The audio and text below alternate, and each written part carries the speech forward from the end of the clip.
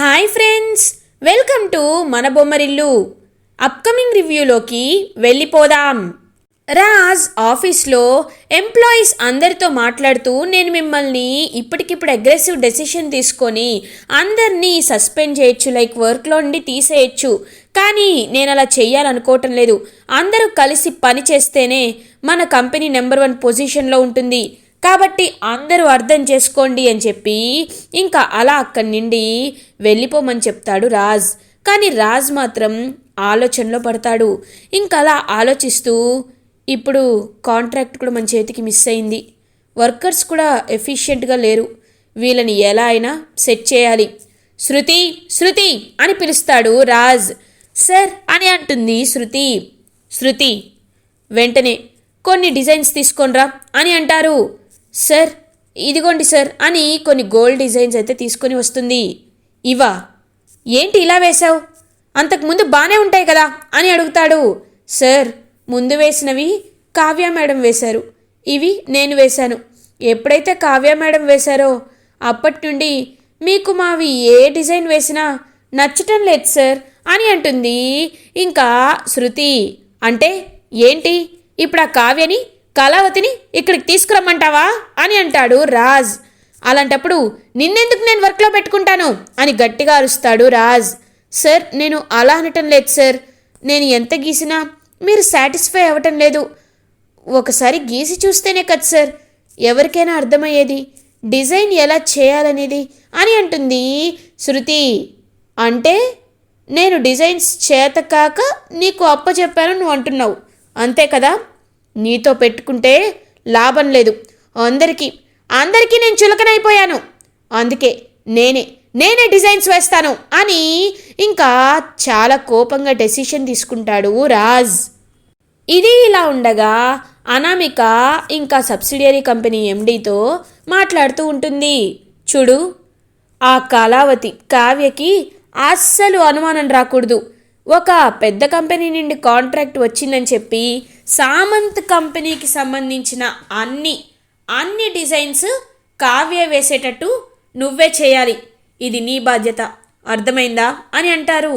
Madam నేను ఏది తెలియకుండా మేనేజ్ చేస్తాను, మీరు ఈ విషయంలో ఎలాంటి కంగారు పడద్దు మేడం అని చెప్పి అలా ఇంకా కావ్య క్యాబిన్కి వస్తాడనమాట. ఇంకా కావ్యని క్యాబిన్కి పిలుస్తాడు ఆ డమ్మీ ఎండి. ఇంకా కావ్య అలా జాబ్లో జాయిన్ అయిన ఫస్ట్ డే వెళ్ళి ఎండీని మీట్ అవుతుంది. గుడ్ మార్నింగ్ సార్, ఇవాళ ఫస్ట్ డే కదా సార్, మీరు నాకు ఇవ్వాల్సిన వర్క్ అని అంటుంది కావ్య. మేడం మీరు చాలా లక్కీ, మా కంపెనీ కూడా లక్కీ.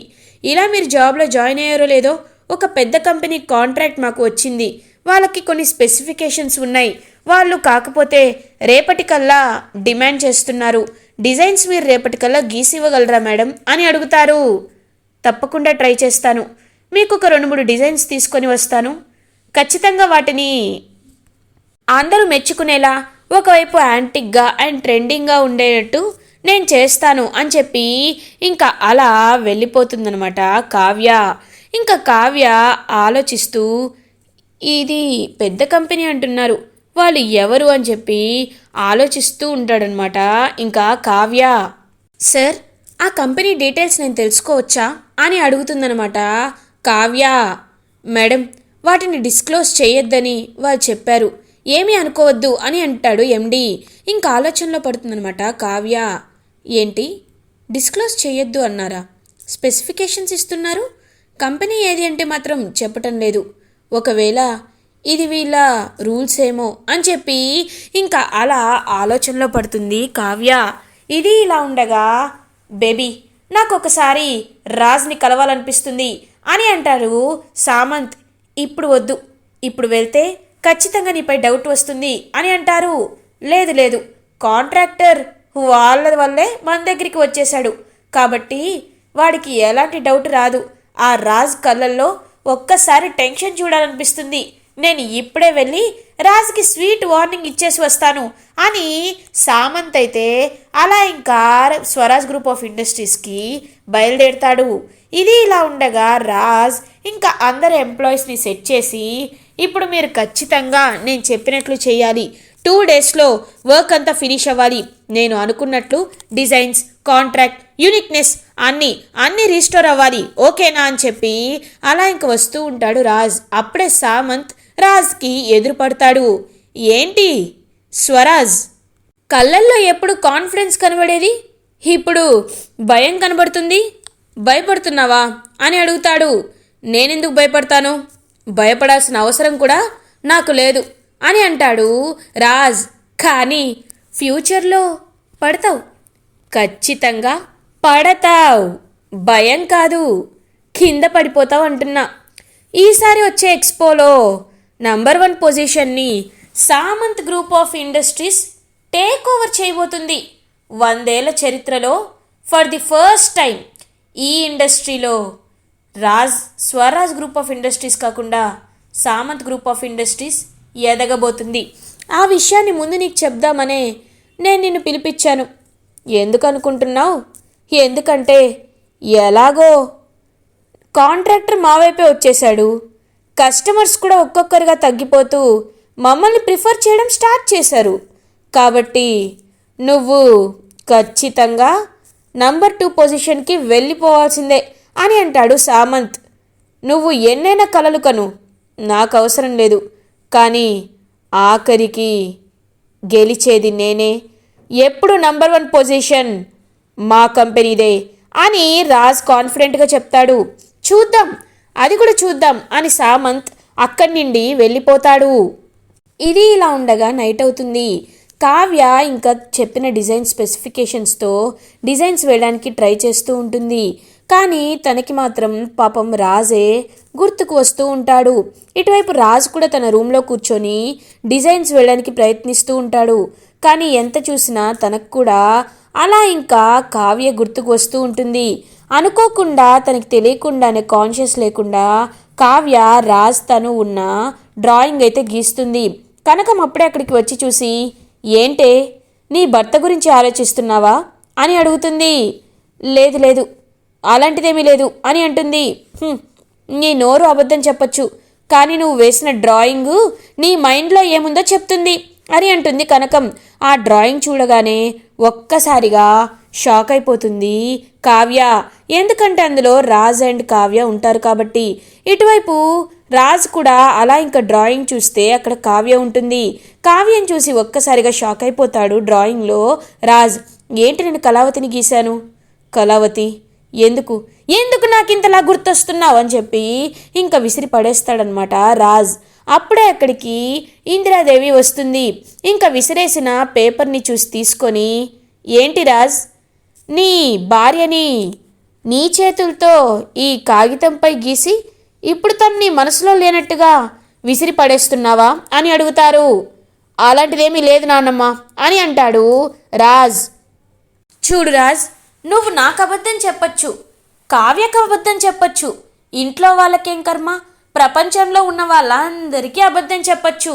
కానీ నీకంటూ ఒక అంతరాత్మ ఉంటుంది, నీకంటూ ఒక మనస్సాక్షి ఉంటుంది. నీ మనసుకి మనస్సాక్షికి నువ్వు అబద్ధం చెప్పుకోలేవు. ఆ విషయాన్ని గ్రహిస్తే మంచిది. నువ్వు కావ్యని ప్రేమిస్తున్నావు, ఇష్టపడుతున్నావు, భార్యగా స్వీకరించావు. కానీ తన మనసు విరిచేసేటట్టు మాట్లాడావు. ఇప్పటికైనా గుర్తు చేసుకో, అర్థం చేసుకో. అప్పుడే కావ్య ఇంటికి తిరిగి వస్తుంది. మన కంపెనీ, కుటుంబం రెండూ కాపాడగలుగుతావు అని చెప్పి ఇంకక్కడి నుండి వెళ్ళిపోతారు ఇందిరాదేవి. లేదు నాన్నమ్మ, ఈ విషయంలో నేను మీ మాట వినను, నేనే ఎలా అయినా డిజైన్స్ వేస్తాను అని చెప్పి పాపం డిజైన్స్ వేయడానికి కూర్చుంటాడు రాజ్. ఇది ఇలా ఉండగా మార్నింగ్ అవుతుంది. కావ్య ఇంకా అన్ని డిజైన్స్ని తీసుకొని అలా ఇంకా ఆఫీస్కి బయలుదేరుతుంది. సార్, ఒకసారి డిజైన్స్ చూడండి అని అంటుంది. వావ్, సూపర్ మేడం, ఈ డిజైన్స్ అన్నీ చాలా బాగున్నాయి, వెంటనే మన క్లయింట్స్ ఒప్పుకుంటారు అని చెప్పి ఆ డిజైన్స్ని ఓకే చేస్తాడు ఆ ఎండి. ఇంకా డిజైన్స్ని వెంటనే అనామిక దగ్గరికి తీసుకొస్తాడనమాట ఆ ఎండి. ఇంకా అనామిక వాటిని చూసి, గుడ్, ఖచ్చితంగా వీటిని కస్టమర్స్ ఒప్పుకుంటారు, అందరి కస్టమర్స్కి ఈ డిజైన్స్ని పంపించండి అని చెప్పి అలా ఇంకా ఆ డిజైన్స్ని పంపిస్తూ ఉంటారనమాట అనామిక. ఇప్పుడు అసలైన గేమ్ అనేది స్టార్ట్ అవుతుంది. ఎక్స్పోలో ఖచ్చితంగా మనమే నంబర్ 1 పొజిషన్కి వెళ్తాం. అది ఎలాగో ఇప్పుడు నువ్వే చూస్తూ ఉండు సామంత్ అని ఎంతో హ్యాపీగా ఇంకా ఇద్దరు ఎంజాయ్ చేస్తూ సెలబ్రేట్ చేసుకుంటూ ఉంటారు. కరెక్ట్గా అదే టైంకి ఇంకా అనామిక అండ్ ఆ సామంత్ అయితే ఇద్దరు అలా గెస్ట్ హౌస్కి వెళ్తారు. ఇంకా కరెక్ట్గా ఆ సామంత్ అనామిక దగ్గరికి వస్తూ ఉంటాడు. వాట్, ఏం చేస్తున్నావు సామంత్ అని అడుగుతుంది అనామిక.